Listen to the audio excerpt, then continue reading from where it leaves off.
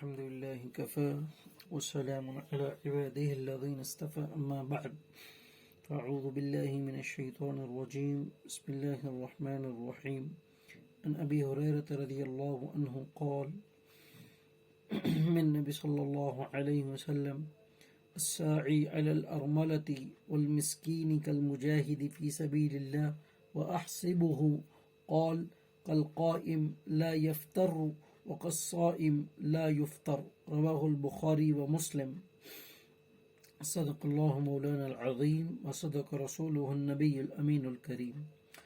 محترم و مکرم سامعین کرام، آج کی ہماری اس مجلس میں کمزوروں اور غلاموں کے کیا حق ہے اس کو بیان کرنے کی صحیح احادیث سے کوشش کی جائے گی۔ اللہ تعالیٰ سے دعا گو ہیں کہ اللہ تعالیٰ ہمیں ان باتوں پر عمل پیرا ہونے کی توفیق میسر عطا فرمائیں۔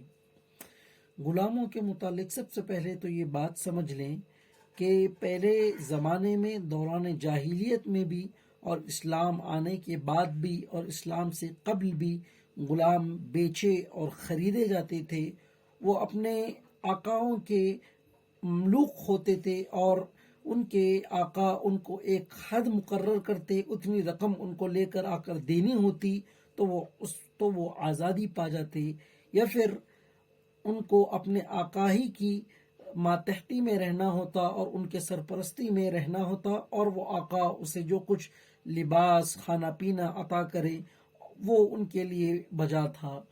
یہ غلام مردوں میں بھی ہوتے اور لونڈیاں عورتوں میں بھی ہوتی۔ اسلام کے بعد بھی یہ رواج رہا، لیکن آج کے اس زمانے میں چونکہ غلام کا رواج تو نہیں ہے، لیکن اپنے ماتحت جو لوگ ہیں، مثلا کسی کی فیکٹری وغیرہ ہو یا کوئی کاروباری تاجر ہو، اس کے ماتحت جتنے لوگ کام کرنے والے ہیں، یہ ان احادیث مبارکہ میں ان کے متعلق احکام بیان کیے جائیں گے۔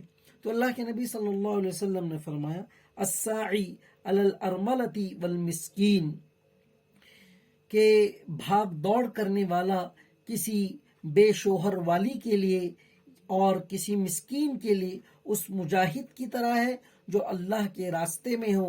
وَأَحْسِبُهُ قال، اور میں گمان کرتا ہوں اس کے لیے، آپ نے کہا کالقائم، جس طرح کہ کھڑا رہنے والا، لا یفتر، جو بیٹھے نہیں اور آرام نہ کرے، کھڑا رہنے والا ہو، پوری رات بھر عبادت کرنے والا ہو اور آرام کرنے والا نہ ہو۔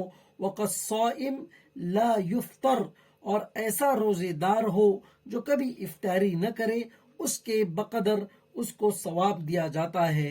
یعنی کہ کسی بے شوہر والی عورت کا ضرورتوں کو پوری کرنا، کسی مسکین کی ضرورت کو پورا کرنے پر بھی ایسا ہی ثواب ملتا ہے، جس طرح کے راتوں کو عبادت کرنے میں، جس طرح کے دن بھر روزے رکھنے میں، اور جس طرح کے اللہ کے راستے میں جانے سے جس طرح ثواب ملتا ہے، اس طرح ثواب ان تمام چیزوں کے کرنے میں ملتا ہے۔ کیونکہ اس میں جسمانی قوت بھی صرف ہوتی ہے، مالی قوت بھی صرف ہوتی ہے، جان کو خطرہ بھی ہوتا ہے، اس لیے اللہ کے نبی نے اتنا زیادہ ثواب اس میں عطا فرمایا۔ کفالت کا فائدہ، اللہ کے نبی صلی اللہ علیہ وسلم نے حدیث بیان فرمائی جس کو امام بخاری نے نقل فرمایا، انا وقافل الیتیم، میں اور یتیم کی کفالت کرنے والا، لہو او لغیرہ فی الجنت حاقہ، وہ یا اس کے علاوہ یہ دونوں لوگ جنت میں اس طرح ہوگے۔ یعنی کہ آپ نے اپنی بیچ شہادت کی انگلی اور بیچ کی انگلی وہ دونوں کو اکٹھا کر کے بتایا کہ یہ دونوں کے دونوں اس طرح ہوں گے۔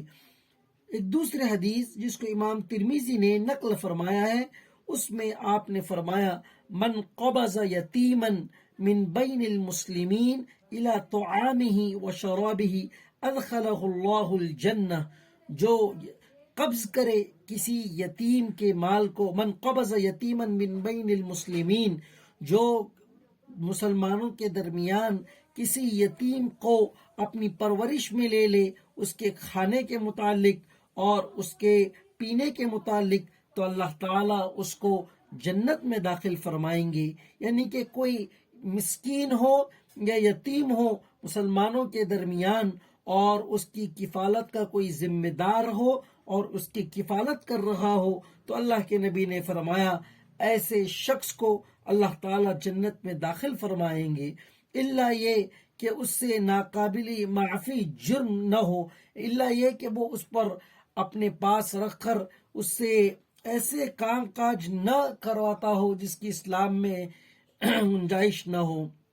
بہترین گھر کے متعلق اللہ کے نبی صلی اللہ علیہ وسلم نے فرمایا خیر بیت فی المسلمین بیت فیہ یتیم، مسلمانوں میں سب سے بہترین گھر وہ ہے جس میں کسی یتیم کی پرورش کی جا رہی ہو، کسی یتیم کی پرورش کی جا رہی ہو، اس کا پالن ہار کیا جا رہا ہو، یحسن الیہ، اس کے ساتھ اچھا اور احسان کا معاملہ کیا جا رہا ہو۔ وشر بیت فی المسلمین بیت فیہ یتیم یساء الیہ، اس کو ابن ماجہ نے نقل فرمایا ہے۔ اور مسلمانوں میں سب سے برا گھر وہ ہے جس گھر میں کوئی یتیم ہو اور اس کے ساتھ برا سلوک کیا جا رہا ہو، یعنی کہ یہ ان رشتہ داروں کے متعلق بھی ہے کہ جو رشتہ دار ماں باپ کے بننے کے بعد یتیم کو اس لیے پالتے اور پرورش کرتے ہیں تاکہ اس کے مال میں سے وہ ہڑپ کر جائیں، یا ان کے ماں باپ کا ترکہ جو اس یتیم کو ملنے والا ہے وہ اس کو نہ ملے، بلکہ وہ ان کی ماتحتی میں تمام کا تمام آ جائیں۔ ہاں، اگر ایسے رشتہ دار ہو جو کسی یتیم کی پرورش کر رہے ہو اور اس یتیم کا بہت سارا مال اور روپیہ بھی ہو، تو جتنا وہ مال اس پر لگا رہے ہیں اس کے بقدر ان کو لینا تو درست ہے، البتہ اس کے تمام مال پر قبضہ کرنا یہ کسی رشتہ دار کے لیے گویا جائز نہیں ہے۔ دل کی سخاوت دور کرنے کا طریقہ صحیح امام احمد نے اپنے حدیث میں نقل فرمایا ہے، امسح رأس الیتیم واطعم المسکین، یتیم کے سر پر ہاتھ پھیرا کر، واطعم المسکین، اور مسکین کو کھانا کھلایا کر، اس کے ذریعے دل کی سخاوت دور ہوگی۔ اللہ کے نبی صلی اللہ علیہ وسلم نے فرمایا ان فی الجسد مضغۃ اذا صلحت صلح الجسد كله واذا فسدت فسد الجسد كله الا وهي القلب، آپ نے فرمایا کہ انسان کے جسم میں خون کا ایک لوتھڑا ہے، اگر وہ درست ہوتا ہے تو تمام کا تمام جسم درست ہوتا ہے، اگر وہ بگڑتا ہے تو تمام کا تمام جسم بگڑتا ہے۔ خوب دھیان سے سن لو کہ وہ دل ہے جس کے بنا پر انسان صحیح بھی ہوتا ہے اور غلط بھی، انسان کا تمام جسم صحیح کام بھی کرتا ہے، نیکی کی طرف چلتا بھی ہے، اور اگر دل درست نہ ہو، دل اللہ کی طرف راغب نہ ہو تو انسان کا سارا جسم گناہوں کی طرف ملوث بھی ہوتا ہے۔ محتاجوں کی مدد کے متعلق بخاری و مسلم میں روایت ہے، المسلم اخو المسلم لا یظلمہ ولا یسلمہ، کہ ایک مسلمان دوسرے مسلمان کا بھائی ہے، نہ ظلم کرے نہ اس کو مظلوم چھوڑے، نہ ایک مسلمان کسی دوسرے مسلمان پر ظلم کرے، نہ مالی ظلم ہو، نہ بدنی ظلم ہو، نہ عقلی ظلم ہو، اور نہ دوسرے کسی، آج کے اس ماحول میں ہم جو فرسٹریشن جو کہا جاتا ہے، نہ اس طرح کا ظلم ہے اور نہ اس کو مظلوم چھوڑے، یعنی کہ اگر کسی پر ظلم ہو رہا ہو تو یہ مسلمانوں کی یہ ضرورت ہے کہ وہ مظلوم کی جو ہے وہ مدد کرے۔ اللہ کے نبی صلی اللہ علیہ وسلم نے جب ورقہ بن نوفل کے پاس آپ آئے ہیں اپنی بیوی ختیجہ کے پاس رضی اللہ عنہ، اور کہا ہے کہ میں نے جبرائیل امین کو دیکھا، وہ کہہ رہے تھے اقرا، آپ اللہ کے آخری نبی ہیں، تو انہوں نے فرمایا کلا، ہرگز اللہ تعالیٰ، آپ نے فرمایا میں اپنی جان کا خطرہ محسوس کرتا ہوں، میں نبوت کا بار کیسے اٹھا پاؤں گا؟ حضرت ختیجہ نے فرمایا آپ ڈریے مت میرے سرتاج، ہرگز اللہ تعالیٰ آپ کو رسوا نہیں فرمائیں گے، آپ یتیموں کی مدد کرنے والے، مسکینوں کی حاجت روانی کرنے والے، اور جن لوگوں پر ظلم ہوتا ہے اس کی فریاد رس کرنے والے، ہرگز اللہ تعالیٰ آپ کو تباہ و برباد نہیں کرے گا۔ ابو بکر رضی اللہ تعالی عنہ ایک مرتبہ ارادہ کیا کہ مکہ چھوڑ کر اب چلے جائیں، تو اس موقع پر آپ کا ایک کافر دوست تھا، اس نے جب آپ کو دیکھا کہ آپ جا رہے ہیں تو اس نے بھی آپ کو یہی فرمایا کہ اے ابو بکر، آپ تو یتیموں کی پرورش کرنے والے، مسکینوں کی مدد کرنے والے اور بے سہارا لوگوں کا سہارا بننے والے، جو مظلوم ہے ان کو انصاف دلانے والے ہیں۔ حتیٰ کہ اللہ کے نبی صلی اللہ علیہ وسلم اتنے زیادہ شجیع تھے کہ ایک مرتبہ ابو لہب جو تھا وہ کوئی مسافر مکے میں آیا، ابو لہب نے اس کے اونٹ ہانک لیے، جب اس کے اونٹ ہانک لیے تو وہ آیا اللہ کے نبی صلی اللہ علیہ وسلم کے پاس، اللہ کے نبی صلی اللہ علیہ وسلم اس کے ساتھ ہو لیے اور ابو لہب کے گویا آپ دروازے پر گئے اور فرمانے لگے کہ اس کے اونٹ اس کو دے دو، اس نے فوراً اونٹ دے دیے۔ جانے کے بعد لوگوں نے کہا کہ تو کہہ رہا تھا کہ جب محمد اس کی فریاد لے کر آئیں گے تو دیکھو میں ان کے ساتھ کیسا کیسا سلوک کرتا ہوں، اور اب تو نے انہیں اونٹ عطا کیے۔ تو ابو لہب نے اس موقع پر کہا کہ جب محمد صلی اللہ علیہ وسلم آئے تھے ان کے ساتھ ایسے دو بڑے بڑے سینگ تھے جو گویا اگر میں ان کو عطا نہ کرتا تو وہ میرے سینے میں گھونپ دیے جاتے، اس خوف کے مارے میں نے فوراً وہ انہیں عطا کر دیے۔ عبد المطلب کا قصہ پڑھیں جو حضور صلی اللہ علیہ وسلم کے دادا ہیں۔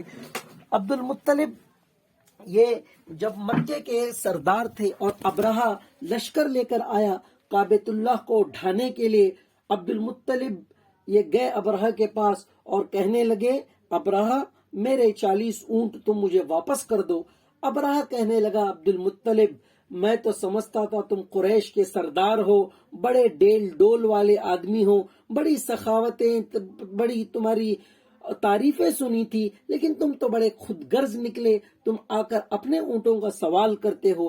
عبد المطلب نے ایک تاریخی جملہ کہا، عبد المطلب نے کہا انا رب الابل واللہ رب هذا البیت۔ عبد المطلب نے کہا میں ان اونٹوں کا مالک ہوں اور اللہ تعالی یا خدا اس گھر کا مالک ہے، میں اپنے اونٹوں کی حفاظت کروں گا اور اللہ تعالیٰ خود اپنے گھر کی حفاظت کرے گا۔ پھر کیا ہوا آپ سورہ فیل پڑھ لیں اور اس کی تفسیر آپ کو خود پتا چل جائے گا۔ حتیٰ کہ بس یہی نہیں، ہر موقع پر اسلام نے مظلوم کی حمایت کرنا سکھایا۔ اللہ کے نبی صلی اللہ علیہ وسلم نے ہر موقع پر اس کا عملی ثبوت دیا۔ اسی طرح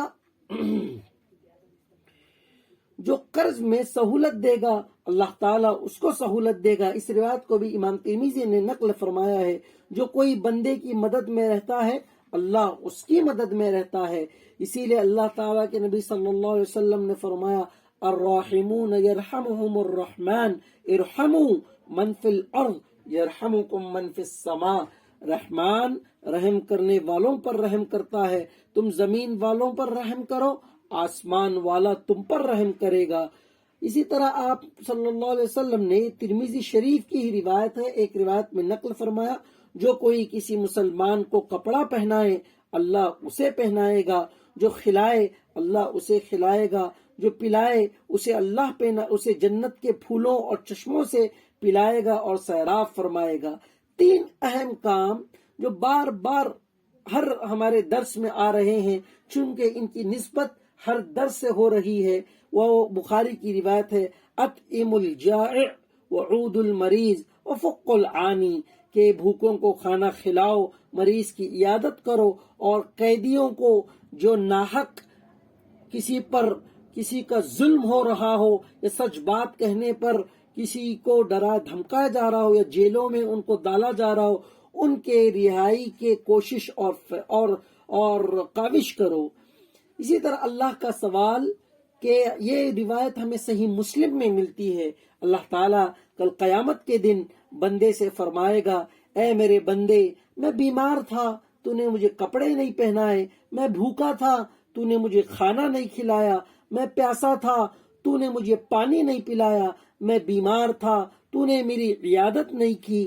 تو بندہ فرمائے گا اے باری تعالیٰ میں کس طرح تجھے کھلاتا پلاتا پہناتا اور عیادت کرتا، تو رب العالمین ہے۔ اللہ تعالیٰ فرمائیں گے کہ فلاں مسلمان فلاں وقت میں بھوکا تھا، پیاسا تھا، مریض تھا اور بیمار تھا، اگر تو یہ سب کام اس کے ساتھ کر لیتا تو مجھے وہی پاتا۔ کیا ہم قرآن میں نہیں پڑھتے وَهُوَ مَعَكُمْ أَيْنَمَا كُنْتُمْ، تم جہاں کہیں رہو اللہ تمہارے ساتھ ہے۔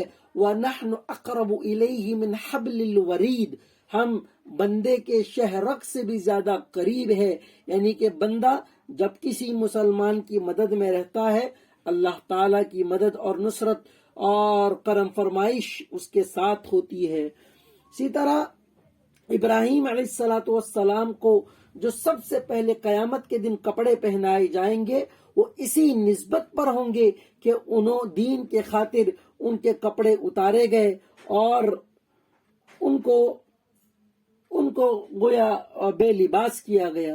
اسی طرح غلاموں کے حقوق کے متعلق ابی ہریرہ رضی اللہ تعالی عنہ نے فرمایا للمملوک طعامه وقسوته ولا يكلف من العمل الا ما يطيق، اس کو صحیح مسلم نے اپنی کتاب مسلم شریف میں نقل فرمایا ہے۔ للمملوک جو غلاموں کے آقا ہیں ان کے متعلق یا جو کام کرنے والوں کے اوپر سرپرست ہیں ان کے متعلق اللہ کے نبی نے فرمایا ان کا کھانا اور ان کے پہننے کے کپڑے اور اسی طرح ان کی عمل کی جتنی ذمہ داری وہ رکھتے ہیں اتنی ان پر کام کا بوجھ ڈالنا، یہ مالکوں کے ذمے حقوق بتائے گئے۔ اسی لیے رمضان میں اللہ کے نبی صلی اللہ علیہ وسلم نے مالکوں کو فرمایا کہ دیکھو رمضان میں اپنے ماتحتوں پر کام کا بوجھ کم ڈالا کرو، اس لیے کہ وہ بھی روزے سے ہوتے ہیں۔ اسی طرح غلام تمہارے بھائی ہیں۔ اللہ کے نبی صلی اللہ علیہ وسلم نے صحیح بخاری و مسلم کی روایت ہے، آپ نے فرمایا اخوانکم جعلہم اللہ تحت ایدیکم، یہ جو تمہارے ماتحت کام کاج کرنے والے ہیں یہ تمہارے بھائی بند ہی ہیں، تو یہ جن کو اللہ تعالیٰ نے تمہاری ماتحتی میں دیا ہے۔ ایک دوسری جگہ لیکن اس سے تکبر نہ آ جائے کہ ہمارے ماتحتی میں اتنے لوگ ہیں، کیونکہ اللہ نے فرمایا، اللہ کے نبی نے دوسری جگہ فرمایا اگر ضعیف، کمزور اور بوڑھے اور یہ چرند پرند نہ ہوتے تو اللہ تعالیٰ تمہیں جو روزی دے رہے ہیں یہ کبھی روزی تمہیں عطا نہیں فرماتے۔ اسی طرح غلاموں کو کھانے میں شریک کرنا، اس کے متعلق بھی صحیح مسلم کی روایت ہمیں ملتی ہے فَلْيُقْعِدُهُ مَعَهُ فَلْيَأْكُلْ، جب آپ کھانے میں بیٹھے تو انہیں اپنے ساتھ شریک کر لیا کریں، یعنی کہ ہاں البتہ وہ اپنا انتظام خود کر رہے ہیں تو بہتر ہے۔ یہ اس لیے فرمایا گیا ہے کہ جس معاشرے میں آپ صلی اللہ علیہ وسلم رہتے تھے اس وقت غلاموں کو بڑا حقیر سمجھا جاتا تھا۔ آج بھی اگر آپ ہندو سماج کی اگر آپ ہسٹری پڑھیں ان میں 4 ٹائپس ہے، ایک تو برہمنس ہے، ایک شتریاس ہے، ایک شودراس ہے اور اس سے نیچے کا ایک طبقہ ہے۔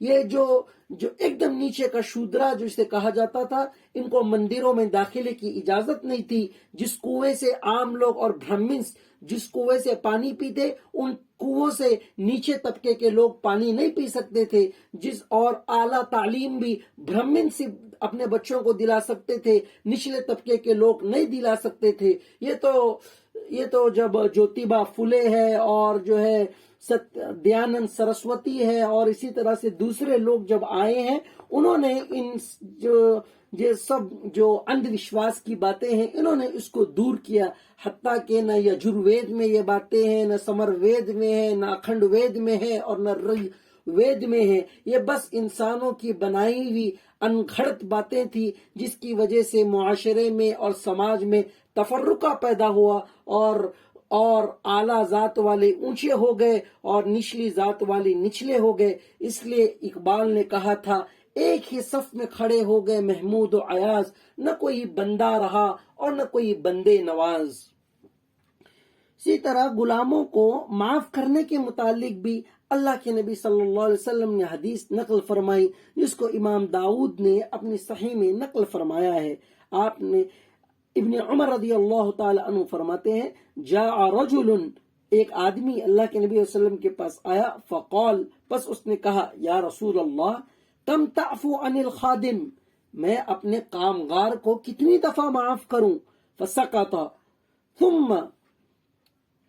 ثم قال کم تعفو عن الخادم فسکت ثم قال کم تعفو عن الخادم، 3 مرتبہ اس نے سوال کیا، آپ 3 مرتبہ خاموش رہے۔ اس نے کہا کہ میں اپنے کامگار کو، اپنے ورکر کو، جو اپنے ماتحت میں جو میرے نوکر چاکر ہے، کتنی مرتبہ ان کو میں معاف کروں؟ یہ غلطی کرتے ہیں۔ آپ نے فرمایا اعفو عنہ کل یوم 70 مرہ، آپ نے فرمایا ہر مرتبہ ان کو معاف کرو، یہاں تک کہ یوم ایک دن میں 70 مرتبہ ہو، 70 مرتبہ بھی آپ انہیں معاف کرے۔ لیکن ہاں، جان بوجھ کر خادم لوگ غلطیاں کر رہے ہیں اور مالکوں کا نقصان کر رہے ہیں اور اندرونی طور پر چاہتے ہیں کہ مالک کا نقصان ہو، تو ایسے ماتحتوں کو نکال دینا چاہیے، کیونکہ جو جس تھالی میں کھا رہے ہیں اسی میں چھید کر رہے ہیں۔ غلطی سے کسی سے کوئی بھول چوک ہو جائے اور اپنی غلطی کو معاف بھی کر لے، اس پر بھی خادم کو اللہ تعالیٰ نے اور اسلام نے ایک آقا کو کھلی طور پر اجازت عطا فرمائی ہے کہ چاہے تو اسے رکھے، چاہے تو اسے برخاست کر دے۔ لیکن اس حدیث میں اللہ کے نبی نے فرمایا ایک دن میں اگر 70 مرتبہ بھی تم اسے معاف کر سکتے ہو تو تم اسے معاف کرو۔ اسی طرح بعض اوقات میں خادم لوگ اپنے آقاؤں کو ان کا مال ہڑپ کرتے ہیں، تو اس کے متعلق ایک حدیث میں اللہ کے نبی صلی اللہ علیہ وسلم نے فرمایا کہ جتنا وہ تمہارا نقصان کرتے ہیں اتنا تم ان کا پیسہ کاٹ سکتے ہو، لیکن اس سے زیادہ نہ ہو، جتنی انہوں نے مزدوری کی ہے انہیں اتنی مزدوری دینی پڑے گی۔ حتیٰ کہ بخاری شریف کا ایک واقعہ بخاری شریف میں نقل ہے کہ ایک 3 لوگ تھے جو چل رہے تھے اور غار میں ایک جا کر انہوں نے پناہ لی۔ اچانک ایک طوفان آیا، ایک غار میں انہوں نے پناہ لی۔ اللہ کا کرنا ایسا ہوا کہ ایک پتھر یہ ڈولتا ہوا آیا اور غار کے منہ پر آ کر بند ہو گیا، غار کا منہ بند ہو گیا۔ اب لوگ تینوں نے کہا نکلنے کا کوئی راستہ نہیں، ہمیں اللہ سے دعا مانگنی چاہیے، کس طرح ہماری اس سے خلاصی ہو۔ ایک شخص نے، تینوں نے الگ الگ دعائیں مانگی۔ ایک نے مانگی، اے اللہ تعالیٰ تو جانتا تھا کہ میرے ماں باپ تھے اور میں مزدوری کا لکڑی کاٹنے کا کام کرتا، جنگل میں پوری رات میں لکڑی دن بھر کاٹ کر آتا اور اس وقت تک میں نہیں سوتا جب تک کہ اپنے ماں باپ کو کھانا اور پانی نہ پلا دوں۔ ایک رات میں آیا، میں نے دیکھا میرے ماں باپ سوئے ہوئے ہیں، اس حالت میں انہوں نے دودھ مانگا یا پانی مانگا، جیسے ہی میں لے کر آیا ان کی آنکھ لگ چکی تھی۔ تو جب آنکھ لگ چکی تھی تو میں صبح تک میں کھڑا رہا۔ صبح جب میری ماں کی آنکھ کھلی تو اس وقت میں نے انہیں عطا کیا۔ تو اے اللہ، اگر یہ عمل میں نے خالصتاً تیرے لیے کیا تھا، تیری رضامندی کے لیے، اگر تو اس کو مقبول کر لیا ہے تو اس چٹان کو، اس کا غار کے منہ کو کھول دے۔ اور دعا قبول ہوئی، چٹان تھوڑی سی ہٹ گئی۔ دوسرے نے دعا کی، اے اللہ تعالیٰ آپ جانتے تھے میں بڑا مالدار اور سخی تھا، میری ایک خالہ زاد بہن تھی جو مجھے بہت مرغوب تھی، میں ایک مرتبہ اس کو تنگ دستی نے میرے پاس کھینچ کر لے کر آئی، میں نے اس کو 60 دینار یا درہم دینے پر میں راضی ہو گیا، لیکن میں نے اس سے کہا کہ تجھے 1 رات میرے ساتھ گزارنی ہوگی۔ وہ بے کسی کے مارے راضی ہو گئی، لیکن جب وہ میرے پاس آ کر بیٹھی وہ کہنے لگی کہ میرے مہر کو مت کھول ناجائز طریقے سے، اور مجبوری نے مجھے اس حالت پر یہاں پر لے کر آئی ہے، اللہ سے ڈر۔ میں نے اللہ سے ڈرا اور رقم بھی اسے ادا کی اور میں نے اس کو چھوڑ بھی دیا۔ اے اللہ، اگر واقعی میں نے یہ عمل تیرے لیے کیا ہے تو یہ غار کا دروازے کو کھول دے۔ وہ غار کا منہ اور تھوڑا کھل گیا۔ تیسرے نے کہا، اے اللہ تعالیٰ تو جانتا تھا کہ میرے پاس ایک مزدور تھا۔ اصل یہ تیسرا بات سنانا تھا، ضمناً اس عاجز نے سارا واقعہ سنا دیا۔ تیسرے بندے کا معاملہ ہماری آج کے مضمون کے ساتھ ہے۔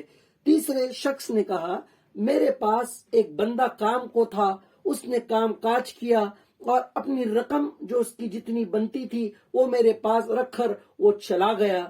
وہ چلا گیا اور بہت دنوں کے بعد غالباً 1 سال کے بعد آیا. اس نے کہا کہ مجھے اپنی رقم لوٹائیے جو میں نے مزدوری آپ کے یہاں کی تھی.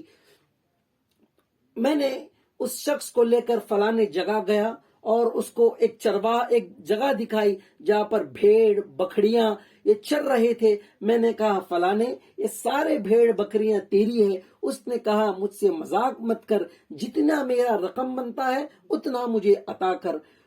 اس نے کہا جو تیری رقم تھی، جتنی تیری مزدوری تھی، میں نے اس سے تجارت کی. اللہ تعالیٰ نے تجارت میں مجھے اتنا نفع عطا فرمایا کہ یہ ساری بھیڑ بکریاں جو تو دیکھ رہا ہے اسی کا ثمرہ ہے. جا یہ ساری بھیڑ بکریاں تو لے جا. تو یہ عمل اس نے اللہ کی رضامندی کے لیے کیا تھا. یہ دعا بھی قبول ہوئی اور جو چٹان کا جو پتھر تھا وہ پورا کا پورا نکل گیا اور یہ تینوں لوگ باہر آ گئے.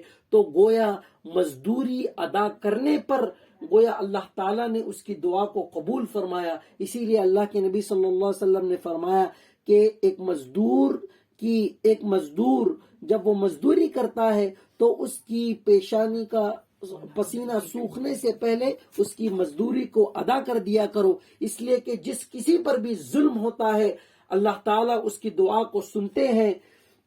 لا حجاب بین اللہ و بین دعاء المظلوم، اللہ اور مظلوم کی دعا کے درمیان کوئی پردہ اور حجاب نہیں ہوتا. حتیٰ کہ ایک مظلوم کافر فاسق بھی کیوں نہ ہو، اللہ اس کی دعا کو بھی ضرور سنتا ہے. اب چنگیز خان کا واقعہ پڑھے. چنگیز خان نے کیوں مسلمانوں پر حملہ کیا؟ اس نے اصل میں مسلمانوں کی جب حکمرانی تھی اپنے ایک سفیر کو بھیجا. وہ سفیر جب چنگیز خان کا سفیر مسلمانوں کے بادشاہ کے پاس آیا اس وقت اس نے اس کی آدھے اس کی مونچھ کاٹ دی، آدھی داڑھی کاٹ دی اور آدھا سر اس کا گنجا کر بھیج دیا. جب یہ چنگیز خان کے پاس آیا اس وقت چنگیز خان یہ تیر کھیل رہا تھا، شکار کھیل رہا تھا. اس نے پہاڑ پر چڑھ کر دعا کی، اے مسلمانوں کے خدا مجھ پر ظلم ہوا ہے تو اس کا بدلہ عطا فرما. تو چنگیز خان وہ عذاب بن کر مسلمانوں پر برسا ہے کہ اس نے اینٹ سے اینٹ بجا دی. کیا فرات کی ندی، کیا دجلہ کے سمندر، سارا کا سارا مسلمانوں کی کتابیں جتنی لکھی ہوئی تھی وہ ان کتابوں کو نیست و نابود کر دیا. کیا عراق اور کیا اسی طرح دوسرے مسلمانوں کے ممالک جتنے مسلمانوں کے تحت تھے سب کے سب تحت نیست و نابود کر دیے. صرف ایک مصر مسلمانوں کا بچ گیا تھا، لیکن اللہ تعالیٰ نے انہی کے لوگوں میں، چنگیز خان ہی کے خاندان والوں میں، ہلاکو خان، اختائی، چغتائی، اس کے بیٹوں میں اسلام کو دوبارہ زندہ کیا اور خانے کو مل گئے صنم خانے سے. جس طرح اقبال نے اپنے شعر میں کہا تھا، دوبارہ اللہ تعالیٰ نے اسلام کو عروج عطا فرمایا.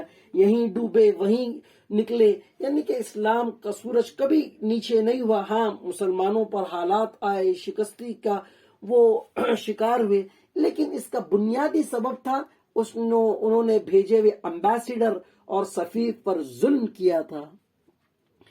اسی طرح ماتحتوں اور غلاموں کو نہ مارنے کی بھی تعلیم اللہ کے نبی نے دی ہے.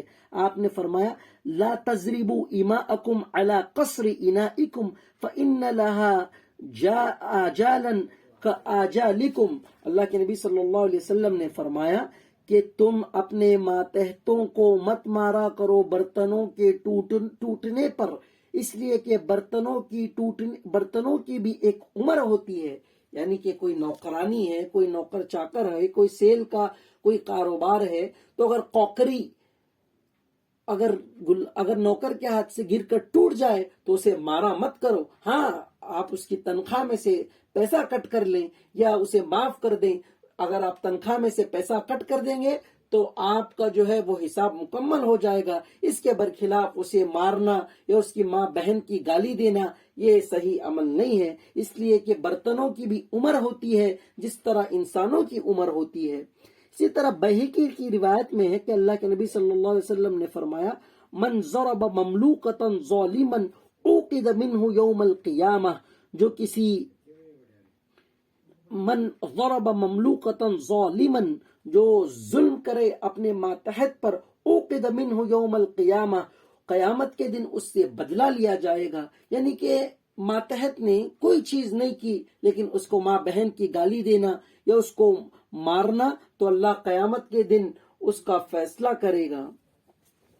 کانٹا مارنے کی سزا، اس روایت کو تماچا مارنے کی سزا بھی روایت میں آتی ہے کہ من ضرب غلاما له جدا لم يأته او لطمه فإن كفارته ان يعتقه.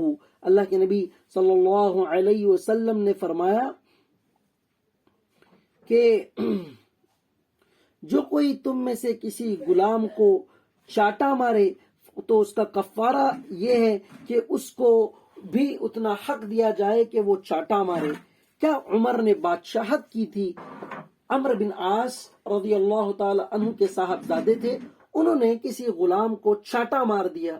عمر کو یہ داستان پہنچی تو عمر رضی اللہ تعالی عنہ نے عمرو بن عاص کو بھی بلایا، ان کے بیٹے کو بھی بلایا، اور اس جس پر چاٹا پڑا تھا اس سے کہا کہ عمرو بن عاص کو تم درا مارو یا چاٹا مارو، اور اسی طرح ان کے والد کو بھی مارو. یہ اس لیے تھا کہ اس کے بیٹے نے کہا تھا ہم گورنر ہے، ہم پر کوئی حکم چلانے والا ہے. جب اس نے یہ کیا تو انہوں نے کہا کہ تم نے اپنے بیٹے کو ایسی کیوں تربیت دی کہ آگے چل کر اس نے یہ الفاظ استعمال کیے. تو عمر رضی اللہ تعالی عنہ کو کسی طرح لوگوں نے سمجھایا بجھایا کہ آپ جو ہے کہ اسے مال دے کر اسے راضی کر دیا، کیونکہ ایسا نہ ہو کہ یہ ہر کوئی آنے والا اسی طرح کا دستور بنائے. عمر کی بڑی سخت عدالت ہوا کرتی تھی. اسی طرح آپ صلی اللہ علیہ وسلم نے صحیح مسلم میں فرمایا لَلَفَحَتْكَ النَّارُ أَوْ لَمَسَتْكَ النَّارُ، کہ جہنم کی آگ تم کو پیٹ میں لے لیتی. یعنی کہ اگر تم اس کا حق ادا نہیں کرتے تو اس چانٹا مارنے کی وجہ سے جہنم کی آگ تم کو اپنے پیٹ میں لے لیتی. اسی طرح حضور صلی اللہ علیہ وسلم کی یہ آخری وصیت تھی، الصلاۃ الصلاۃ واتقوا اللہ فیما ملکت ایمانکم. اس کو امام ابو داؤد نے نقل فرمایا ہے کہ میری امت نماز اور ماتحتوں اور جو تمہارے ماتحت میں ہیں اور جو تمہارے انڈر میں ہے ان کے متعلق اللہ سے ڈرتے رہنا، ان پر ظلم اور زیادتی نہ کرنا. ایک روایت جس کو امام ترمذی نے نقل فرمایا ہے، آپ نے فرمایا لیس منا من لم یرحم صغیرنا. آپ نے فرمایا جو ہمارے چھوٹوں پر رحم نہ کرے وہ ہم مسلمانوں سے نہیں. ولم یوقر کبیرنا، اور جو ہمارے بڑوں کا ادب نہ کرے وہ بھی ہم مسلمانوں میں سے نہیں. آج کے بچوں کا کیا حال ہے، نہ اپنے اساتذہ کا ادب کرتے ہیں، نہ معاشرے کے بڑے بوڑھوں کا ادب کرتے ہیں، اور نہ اسی طرح علماء دین کی قدر کرتے ہیں، بلکہ زبانیں اتنی بے لگام ہیں، نہ ماں باپ انہیں کچھ کہتے ہیں کہ کسی کا بھی انہیں خوف نہیں. اللہ کے نبی صلی اللہ علیہ وسلم نے فرمایا جو ہمارے چھوٹوں پر رحم نہ کرے، جو بڑوں کی قدر نہ کرے، جو علماء دین کی عزت نہ کرے وہ ہم مسلمانوں میں سے نہیں ہیں. غلاموں کو ہدایت اللہ کے نبی صلی اللہ علیہ وسلم نے دی. اور ابو ہریرہ رضی اللہ عنہ فرماتے ہیں نعم للمملوک ان یتوفاہ اللہ بحسن عبادہ ربہ وطاعہ سیدہ نعم. اسی طرح آپ نے فرمایا للمملوک ان یتوفاہ اللہ بحسن عبادتی، اس ورکر کے لیے، اس کامگار کے لیے دوہرا اجر ہے جو اپنے مالک یعنی اللہ کا بھی اچھی طرح سے حق ادا کرے اور اپنے آقا اور اپنے سردار کا بھی اچھی طرح سے حق ادا کرے. یعنی کہ جتنی مزدوری پر اس نے کام کو رکھا ہے پوری اس کی مزدوری ادا کرے، پورا اس کا کام ادا کرے، اس میں ڈنڈی نہ مارے. اسی طرح دوہرا اجر و ثواب کے متعلق ایک دوسری بخاری و مسلم میں روایت ہے ان العبد اذا نصح لسیدہ واحسن عبادت ربہ فلہ اجرہ مرتین. آپ نے فرمایا بے شک بندہ جس کو جب اس کا سردار نصیحت کرتا ہے، اپنا آقا کوئی چیز کے کرنے کے لیے کہتا ہے، وہ احسن عبادت ربہ، اور اپنے رب کی عبادت بھی اچھے طریقے سے وہ کرتا ہے تو اس کے لیے دوہرا اجر ملتا ہے۔ تو بہرحال ان احادیثوں میں آقاؤں کے بھی کچھ حقوق بتائے گئے، مالکوں کو بھی کچھ نصیحتیں کی گئیں اور ماتحتوں کو بھی کچھ نصیحتیں کی گئیں۔ اللہ تعالیٰ سے ہم دعا گو ہیں اللہ تعالیٰ ہمیں ان باتوں کے موافق عمل پیرا ہونے کی توفیق نصیب فرمائے۔